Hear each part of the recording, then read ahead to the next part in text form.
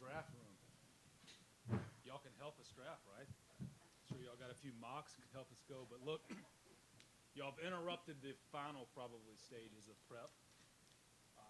But we can turn this thing around soon and get it back to working mode. And then coaches just got through his first walkthrough as a Ram. That's right.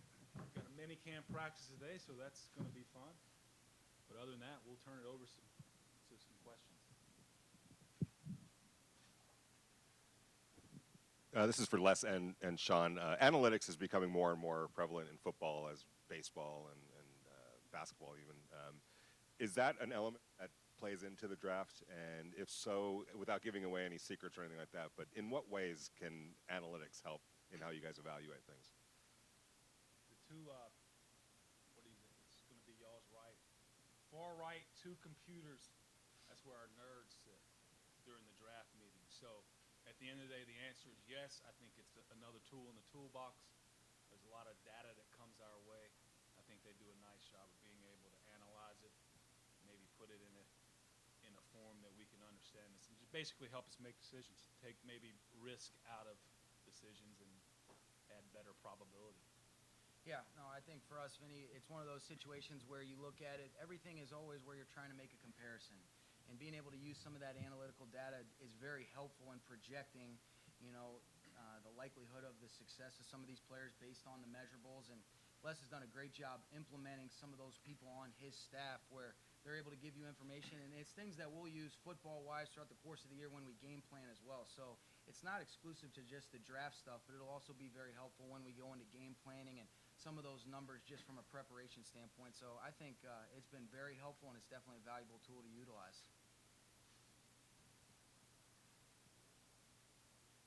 Les, obviously there's a lot of great second, third, fourth round picks that make a major impact in the NFL.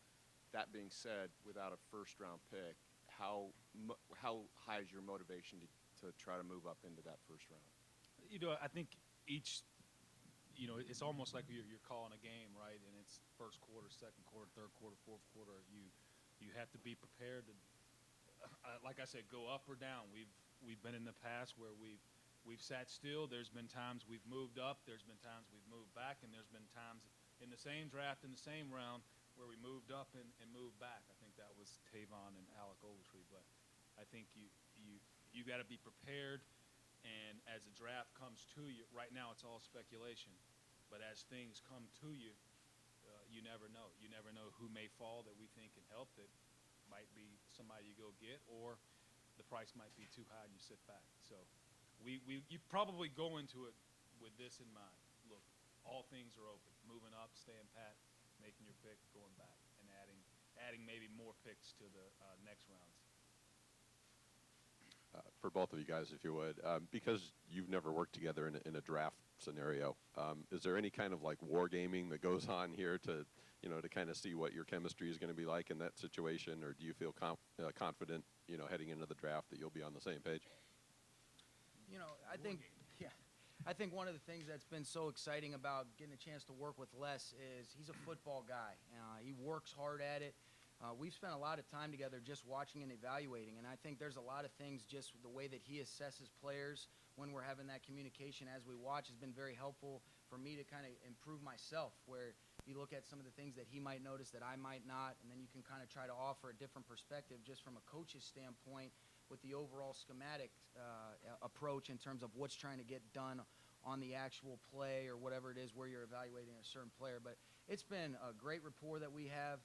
I think one of the things that's very unique about it as well is from my family background, with my grandfather being in a similar role, you have an appreciation of the dynamic that is vital to exist between the head coach and the general manager. And ultimately, it's about us being on the same page. Once decisions are made, decisions are final, and we're all on board and moving in the same direction. And that's exactly how it's felt ever since I was fortunate enough to get here.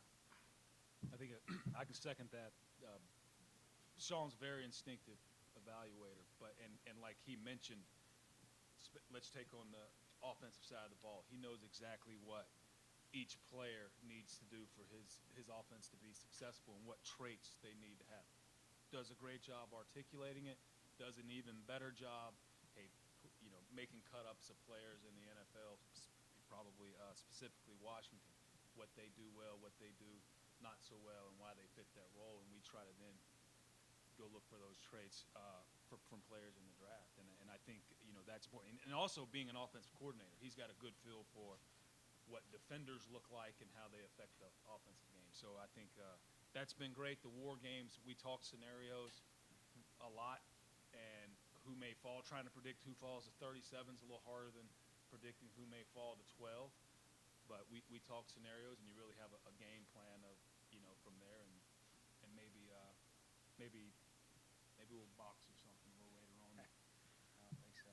When you guys are building your draft board, how much of it is reflective sometimes of your needs, of the needs of the team, and does that play into how you're building your board? And if not, at what point does needs override best player available when your pick comes up? I'll start. I'll let you. But I think you always try to set your board, with not taking needs into play, because obviously then you may, if you really need something, you might be desperate, and all of a sudden you're making players better than what they are. So you try to do that for sure. I always say this: best player available is always speculative, right? That's kind of our best player available. Time will tell. It's usually about 3 years later whether you were right. But I do think there's a blend of common sense in this thing where there's some definite needs that will help us as a team in 2017 in the future.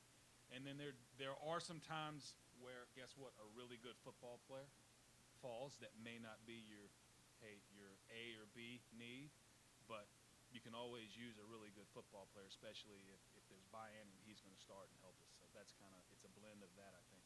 Yeah, I think exactly what Les said. When you look at free agency in the draft, you certainly evaluate your own roster, and then you develop your needs based on your evaluation of your current players in place. I think the thing that he said that is critical is that you do have needs, but you don't want to overreach for a need, meaning that if you have a specific player valued at that spot and you don't get a certain guy at that spot, you don't then go to the next guy because of it being a need. But I think when you look at if there's a certain position you might have a little bit more depth at, you'll lean towards that need. But I don't think you want to reach for it. And he and his staff have done an excellent job of being able to listen to our coaching staff's evaluation of our current players that we have, how that dictates and determines the way that we'll move forward both on offense and defense and with Bones on special teams. And I feel very good about where we're at collectively as an organization going into Thursday.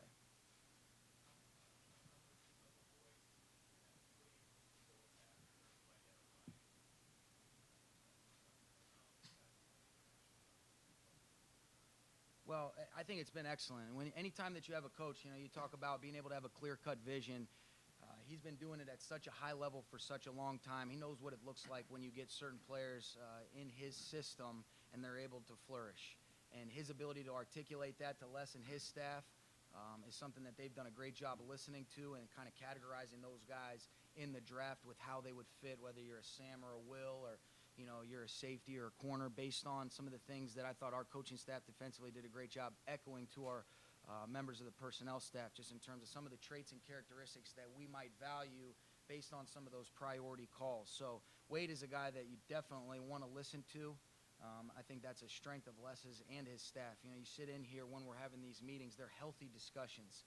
Nobody's afraid to admit how they see somebody, and if there's a disagreement, it never feels uncomfortable. It's more about not who's right, but what's right. And when you have everybody working in the same direction, you feel really good about kind of that unified vision that we're striving to have here.